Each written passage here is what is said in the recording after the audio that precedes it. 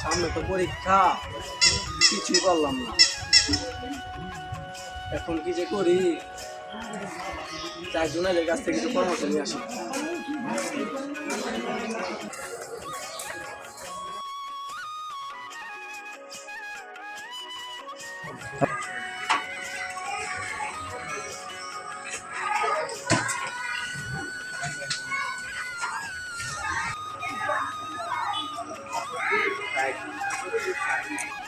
তারিফ তারিফ এদিকে আই। আরে এদিকে আই।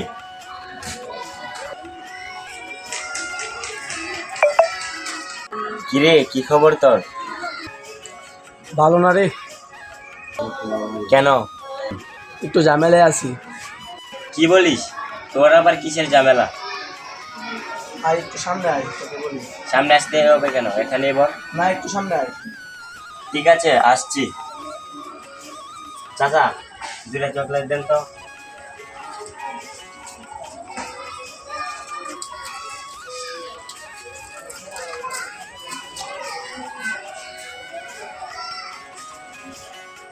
নে, চকলেট খা। আচ্ছা শুনি তোর ঝামেলার কথাটা। সামনে তো পরীক্ষা, পড়ালেখা তো কিছুই করলাম না। তাছাড়া বাবার এত কষ্টের টাকা পড়ালেখার নামে নিয়ে যে নষ্ট করলাম। এখন বলতো কি করি? আমারও তো একই অবস্থা।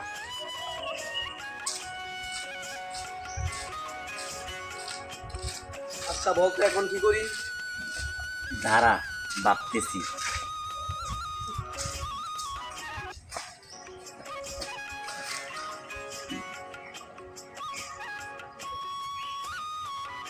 শুন, আমার একজন পরিচিত ড্রাইভার আছে, আবেদ আলী ড্রাইভার, চল তার কাছে যাই। তার কাছে গেলে কি কোনো কাজ হবে? কাজ হোক বা না হোক, সে তো একটা পথ বাতলিয়ে দিবে আমাদেরকে। ঠিক আছে চল। আস।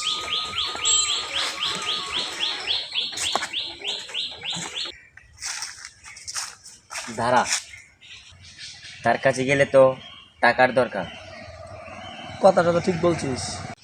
কিন্তু টাকা পাবো কোথায়? তুই তোর বাবার কাছে ফোন কর, আর আমি আমার বাবার কাছে ফোন করি। ঠিক আছে, কিন্তু বাবাকে বলবো কিভাবে?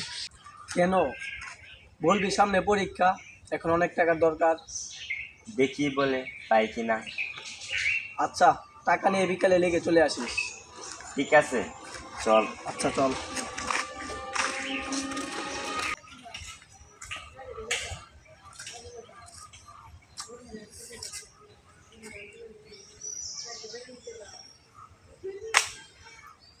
বাবার কাছে একটা কল দিই।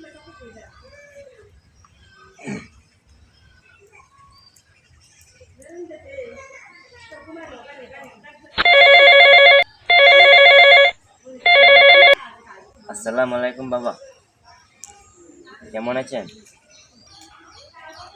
ওয়ালাইকুম সালাম। ভালো আছি, তুই ভালো আছিস?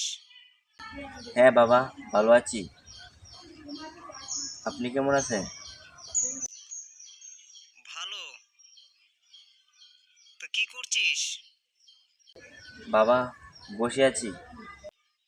তোর পড়াশোনার কি অবস্থা? এ তো বাবা ভালো।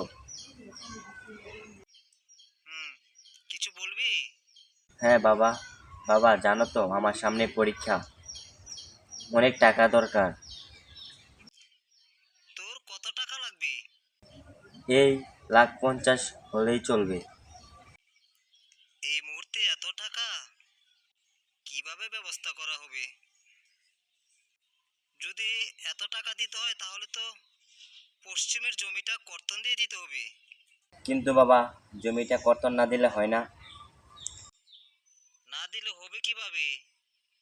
এদিকে তোর মা অসুস্থ, তাছাড়া তোর ছোট দুটি ভাই বোনও পড়াশোনার খরচ,